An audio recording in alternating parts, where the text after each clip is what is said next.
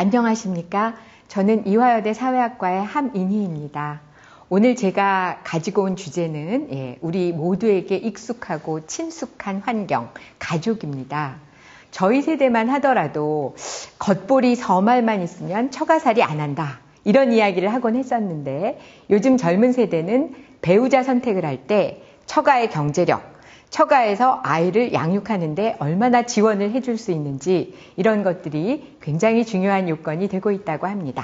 그런가 하면 청소년을 연구하는 한 전문가가 초등학교 5학년 교실에 들어가서 간단한 실험을 했습니다. 여러분, 휴대폰 다 갖고 계시죠? 휴대폰 안에 엄마 아빠 이름을 어떻게 저장하고 있나요? 이런 질문을 했더니 많은 친구들이 아빠 이름은 없는데요. 이런 답이 돌아왔다는군요. 이렇게 보면 아빠들은 조금 긴장하셔야 될 것 같습니다. 한데 엄마들은 다 휴대폰 안에 저장이 되어 있는데 엄마라고 예쁘게 적은 친구들도 많았지만 엄마의 또 다른 이름들도 많았다는 겁니다. 가장 많았던 엄마의 또 다른 이름은 잔소리꾼, 중전마마 이런 이름들이 등장했는데 또 한편에서 의외로 많았던 엄마의 이름, 안받아 이렇게 적었던 친구들이 많았다는 거예요. 엄마 전화번호가 뜨면 안받아라는 이름이 떴다는 겁니다. 스마트폰이 우리의 가족에게 어떤 영향을 미치고 있을까 한번 생각해 보게 하는 그런 웃픈 이야기였습니다. 오늘은 가족이 어디로 가고 있는지를 생각해 보기에 앞서서 우리가 가족에 대해서 근거는 없는데 굳게 믿고 있는 통념들이 있습니다. 그런 걸 일컬어 가족 신화라고 하는데요. 간단하게 가족 신화 4가지를 먼저 짚어보고 가도록 하겠습니다.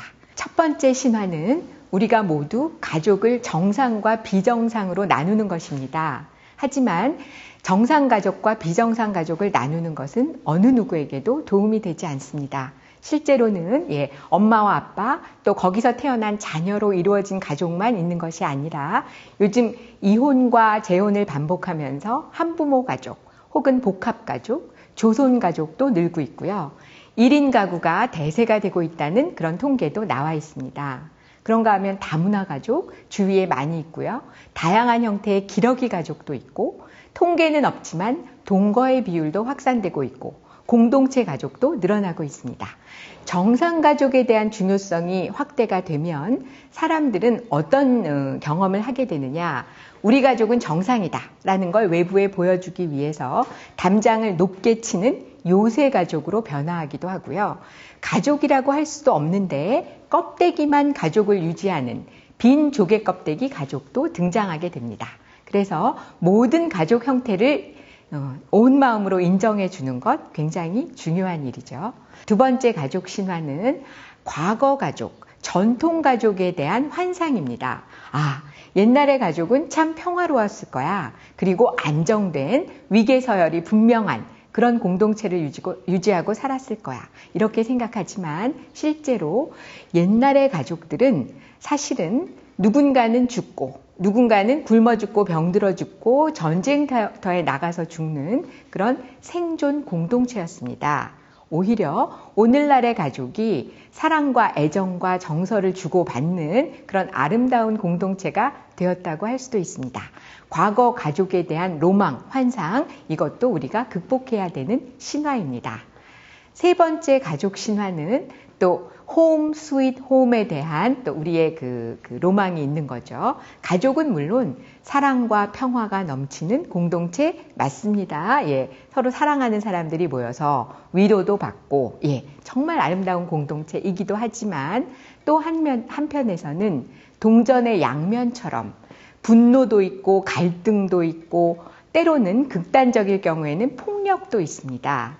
그런데 이런 가족의 어두운 면을 우리가 자꾸 덮어두려고 할수록 가족은 더 상처를 받게 되고 그런 트라우마에서 벗어나지 못할 가능성이 있습니다. 그런 점에서 많은 전문가들은 갈등이 없는 가족이 좋은 가족이 아니라 갈등을 잘 해결하는 가족이 훨씬 더 건강한 가족이다. 이렇게 주장하고 있습니다. 마지막으로 가족과 사회가 완벽하게 분리되어 있다고 생각하는 경향이 있습니다. 이것도 그릇된 통념입니다. 가족은 사회가 변화하면 즉각 영향을 받습니다. 1997년 외환위기가 났을 때 가장이나 가족 구성원이 실직을 하게 되면서 가족은 경제적으로 많은 어려움을 겪었습니다. 이후에 한국 사회가 양극화되었다는 논의가 등장을 했는데 결국 양극화된 건 가족의 삶입니다. 그 이후에 흑수저, 금수저 이런 논의도 나오게 된 거죠. 따라서 가족은 변화의 무풍지대가 아니라 항상 사회가 변화하면 거기에 맞추어서 변화하는 그런 제도입니다. 자, 여기까지 우리가 가족에 대해서 가지고 있었던 그간의 통념을 좀 벗어던지고 앞으로 가족은 어디를 향해서 갈 것인지 대표적인 가족의 트렌드 3가지를 짚어보도록 하겠습니다. 첫 번째 트렌드는 누가 뭐라 해도 저출산이라고 할 수 있습니다. 흔히 저출산하면 인구 문제로 접근을 하지만 출산이 이루어지고 있는 곳은 가족이기 때문에 저출산 또한 대표적인 가족 트렌드입니다. 사실 우리나라는 1960년대 초반만 하더라도 전 세계에서 가장 가난한 나라였고요. 동시에 출산율이 가장 높은 나라에 속했습니다. 그때 나왔던 첫 번째 가족계획 표어를 기억하시나요? 처음의 표어는 덮어놓고 낳다보면 거짓골을 못 면한다. 이런 표어가 있었고요. 그 뒤를 이어서 333 운동이라고 해서 3살 터울 셋만 낳고 35 단산하자. 그 다음에 나온 표어가 여러분 다 알고 계시는 딸, 아들 구별 말고 둘만 낳아 잘 기르자. 잘 키운 딸 하나, 10 아들 부럽지 않다. 이렇게 해서 우리는 전 세계에서 가장 성공적으로 가족 계획을 구현한 나라가 됐습니다. 그 이후에 지금은 저출산으로 또 고통을 받고 있긴 하죠.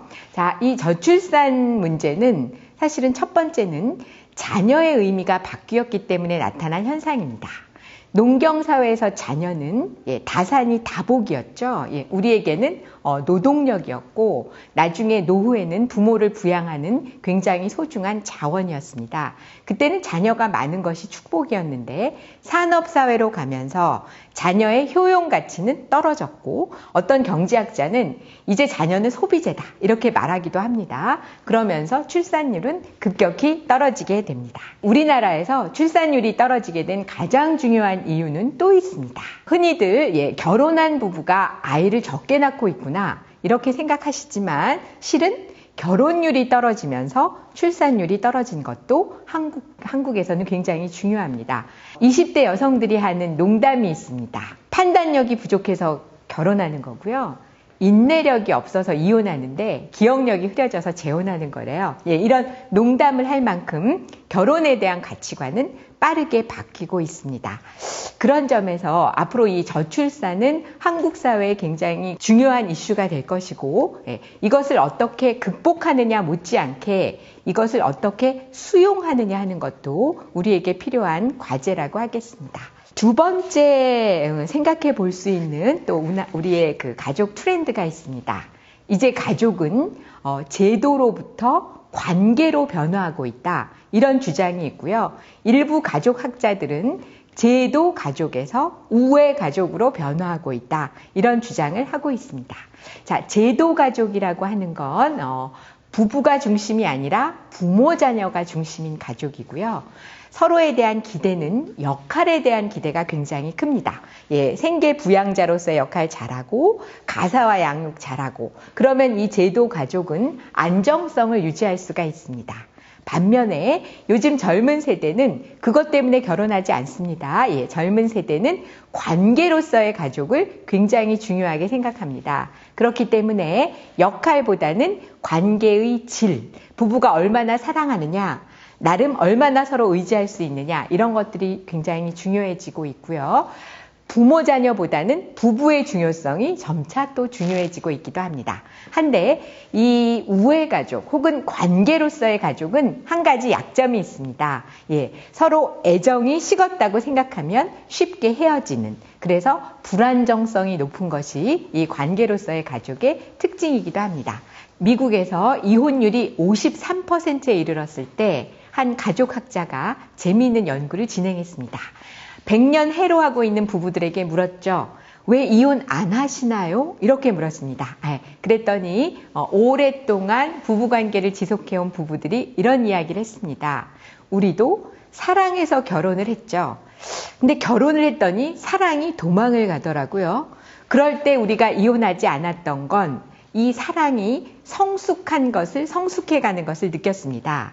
이제 우리 부부는 물론 사랑도 중요하지만 서로 신뢰하고 있고 부부가 같이 있으면 서로가 서로에게 힐링이 되고 상호 의존을 하게 되고 존경을 하게 되고 이런 것들이 우리 부부에게는 사랑만큼이나 중요한 가치랍니다. 이런 이야기가 돌아왔습니다. 그래서 저도 여러분에게 드리고 싶은 말씀, 관계가 중요해지고 있는 것은 맞는데요. 이 과정에서 사랑은 식는 것이 아니라 익어간다, 익는다. 이렇게 생각하면서 부부가 서로 성숙한 사랑을 하는 것도 우리가 이 앞으로 미래 가족에게 굉장히 중요한 숙제라는 생각을 하게 됩니다.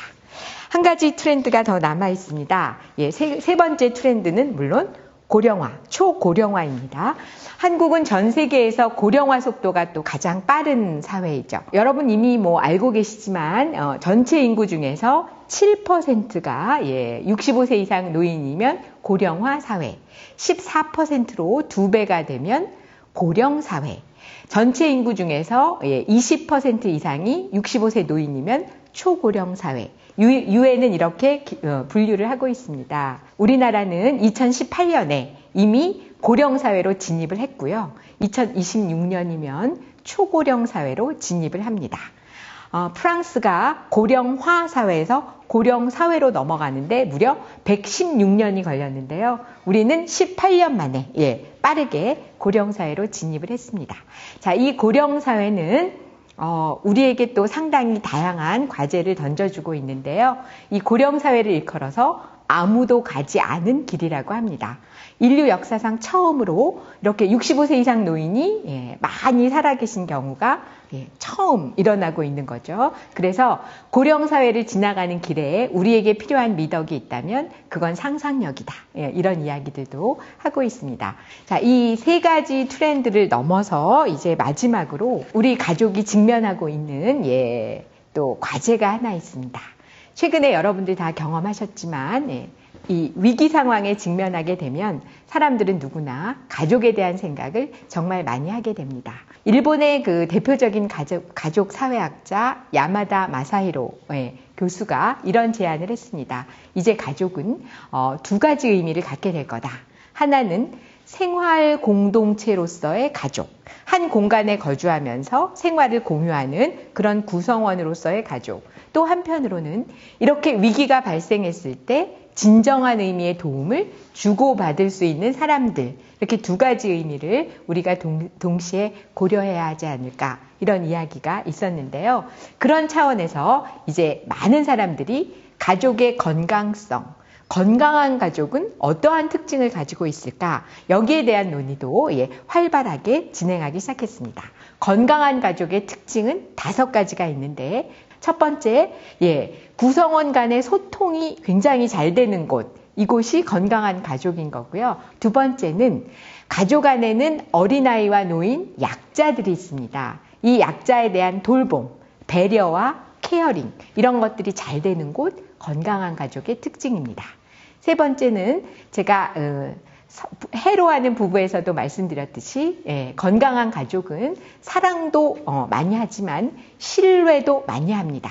서로에 대한 굳건한 신뢰가 건강한 가족을 만드는 기반입니다. 네 번째는 문제를 잘 해결하는 가족.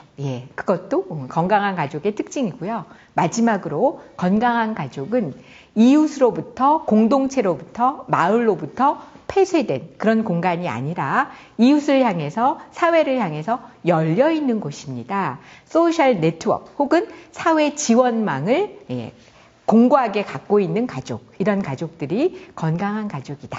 이런 연구들이 나와 있습니다. 이제 가족은 일터가 될 수도 있고 학교가 될 수도 있고 어쩌면 원격 진료가 시작되면 병원이 될 수도 있습니다. 이 안에서 앞으로 미래는 가족의 의미에 대해서 또 가족의 역할과 기능에 대해서 굉장히 다양한 질문을 던질 거라고 믿습니다. 누군가 이야기했듯이 미래는 그냥 다가오는 것이 아니라 우리가 만들어가는 것이듯 미래의 가족도 그 한 사람 한 사람들이 힘을 모아서 우리가 이상적이라고 생각하는 그 모습을 향해서 나아갈 수 있으리라고 저는 생각합니다.